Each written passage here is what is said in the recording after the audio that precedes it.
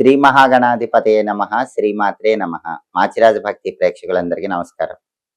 June 11వ తేదీ నుంచి June 20వ తేదీ వరకు ఈ 10 రోజుల్లో గ్రహాల సంచారం బట్టి ద్వాదశ రాశుల వాళ్ళకి రాశి ఫలితాలు ఏ విధంగా ఉండబోతున్నాయో, అలాగే ఏ గ్రహాలు అనుకూలంగా ఉన్నాయో, ఏ గ్రహాలు వ్యతిరేకంగా ఉన్నాయో, అనుకూల గ్రహాల అనుకూలత పెరగాలన్నా, వ్యతిరేక గ్రహాల వ్యతిరేకత తగ్గింపజేసుకోవాలన్నా, ద్వాదశ రాశుల వాళ్ళు ఎలాంటి పరిహారాలు చేసుకోవాలో, ఏ దేవీ దేవతల ఆలయ దర్శనం చేయాలో, ఏ మంత్రాలు చదువుకోవాలో, ఏ స్తోత్రాలు పఠించాలో, ఎలాంటి దానాలు ఇవ్వాలో, గోమాతకి ఎటువంటి ఆహారం తినిపించాలో, ద్వాదశ రాశుల వారికి ఈ 10 రోజుల్లో భవిష్యత్ ఎలా ఉండబోతోందో ఈ వీడియోలో మనం తెలుసుకుందాం.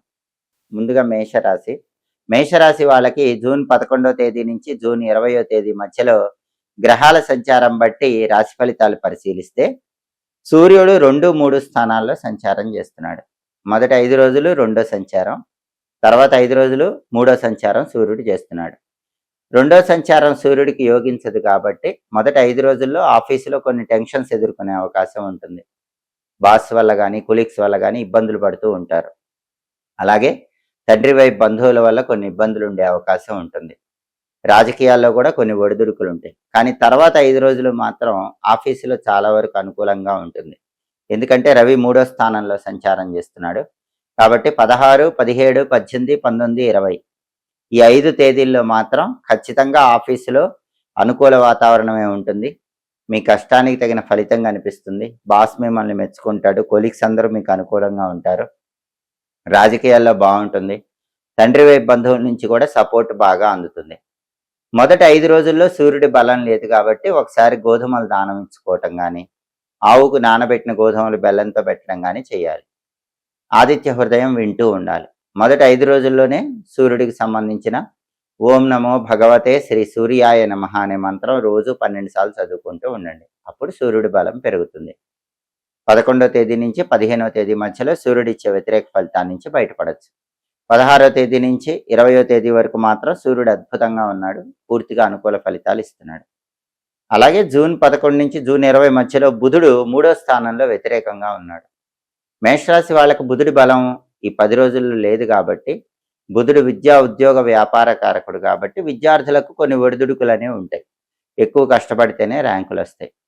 అలాగే నిరుద్యోగులకు కూడా ఇంటర్వ్యూలకు వెళితే సెలెక్ట్ అవటం, జాబ్ రావటం ఇలాంటివి కొంచెం కష్టంగానే ఉంటుంది. వ్యాపారస్తులకు కూడా పోటీ ఎక్కువ ఉంటుంది. వ్యాపారంలో కొన్ని ఒడిదుడుకులు అనేవి ఉంటాయి. బుధుడు యోగించాలంటే ఈ 10 రోజుల్లో కూడా వీలైనప్పుడు ఒకసారి గణపతి ఆలయానికి వెళ్ళి గణపతికి గరిక ఎర్ర పుష్పాలతో అర్చన చేయించుకొని రండి.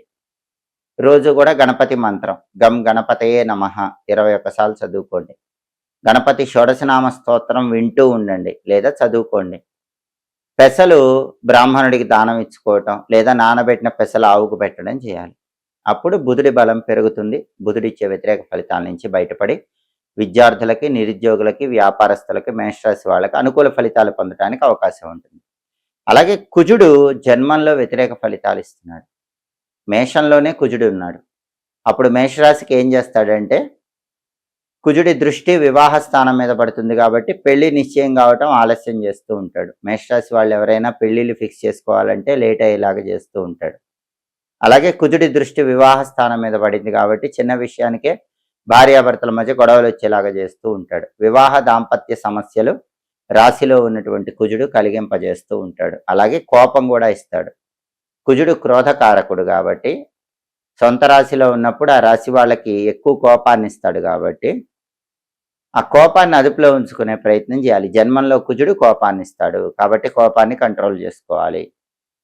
కుజుడు ఇచ్చే వ్యతిరేక ఫలితాలు పోవాలంటే నరసింహస్వామిని దర్శనం చేసుకోవాలి.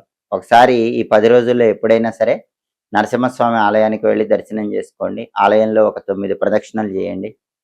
అలాగే రోజు ఓం నమో నారసింహాయ మంత్రాన్ని 21 సార్లు చదువుకోండి. నరసింహస్వామి టెంపుల్లో ఎక్కడైనా ప్రాంగణంలో దీపం వెలిగించరండి. అద్భుత ఫలితాలు కలుగుతాయి. లక్ష్మీ నృసింహ కరావలంబ స్తోత్రాన్ని వినటం కానీ చదవటం కానీ చేయండి. అలాగే ఒకసారి కందులు బ్రాహ్మణుడికి దానం ఇచ్చుకోవటం లేదా నానబెట్టిన కందులు బెల్లంతో కలిపి ఆవుకు పెట్టడం చేస్తే రాశిలోనే ఉన్న కుజుడు ఇచ్చే వ్యతిరేక ఫలితాల నుంచి బయటపడచ్చు. అదేవిధంగా మేషరాశి వాళ్ళకి శుక్రుడు 4వ స్థానంలో చాలా అద్భుతంగా యోగిస్తున్నాడు. 4వ స్థానంలో శుక్రుడు యోగిస్తున్నాడు కాబట్టి మేషరాశి వాళ్ళు కొత్తగా వాహనం కొనుక్కునే యోగం ఈ జూన్ 11 నుంచి జూన్ 20 మధ్యలో ఉంటుంది. కొత్త బండి కానీ, కొత్త కారు కానీ ఇలాంటివి కొనుక్కోవాలని చేసే ప్రయత్నాలన్నీ కూడా చాలా చక్కగా అనుకూలిస్తాయని చెప్పుకోవాలి. అంటే ప్రధానంగా మేషరాశి వాళ్ళకి శుక్రగ్రహం సంపూర్ణంగా 10 రోజుల్లో యోగిస్తోంది. బుధుడు కుజుడు 10 రోజులు యోగించట్లేదు. సూర్యుడు ఒక 5 రోజులు యోగిస్తున్నాడు, 5 రోజులు యోగించడం లేదు. కాబట్టి ప్రధానంగా ఈ గ్రహాలకు సంబంధించినటువంటి పరిహారాలు చేసుకోవటం, దానాలు ఇచ్చుకోవటం ద్వారా ఈ 10 రోజుల్లో కూడా మేషరాశి వాళ్ళు ఇంకా అద్భుతమైన శుభ ఫలితాలు అందిపుచ్చుకోవచ్చు. జ్యోతిష శాస్త్ర పరంగా అదృష్టం తొందరగా లభించాలంటే, దురదృష్టం దరిదాపుల్లోకి రాకుండా ఉండాలంటే ఘాతవారం రోజు కొన్ని ప్రత్యేకమైనటువంటి పనులు ఎట్టి పరిస్థితుల్లో చేయకూడదు.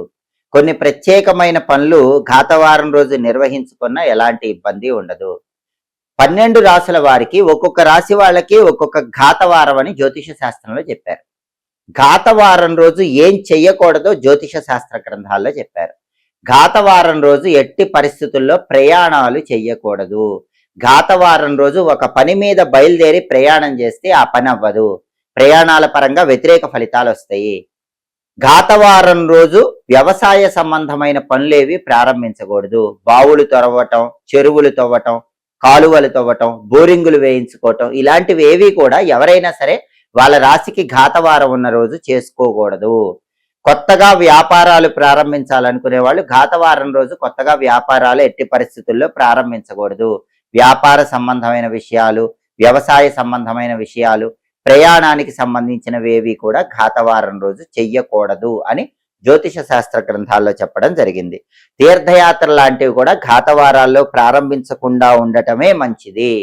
అలాగే చాలా మంది తెలియక బ్రహ్మాండమైన ముహూర్తం పెట్టుకుని గృహప్రవేశం ఘాతవారం రోజు చేస్తారు. గృహప్రవేశం ఘాతవారం రోజు చేస్తే ఆ ఇంట్లో ఎక్కువ కాలం ఉండరు. తొందరలోనే ఖాళీ చేయటమో అమ్ముకోవటమో జరుగుతుంది. ఘాతవారం రోజు గృహప్రవేశం చేయకూడదు. మరి ఘాతవారం రోజు ఏం చేసుకోవచ్చు? పెళ్లి చేసుకోవచ్చు. మీకు పెళ్లి ఘాతవారం రోజు జరిగినా ఇబ్బంది లేదు. ఉపనయనం, ఒడుగు చేసుకోవచ్చు. యజ్ఞయాగాదులు, హోమాలు చేసుకోవచ్చు. అలాగే పట్టాభిషేకం చేసుకోవచ్చు. పట్టాభిషేకం అంటే పూర్వకాలంలో రాజులకు చేసేవాళ్ళు.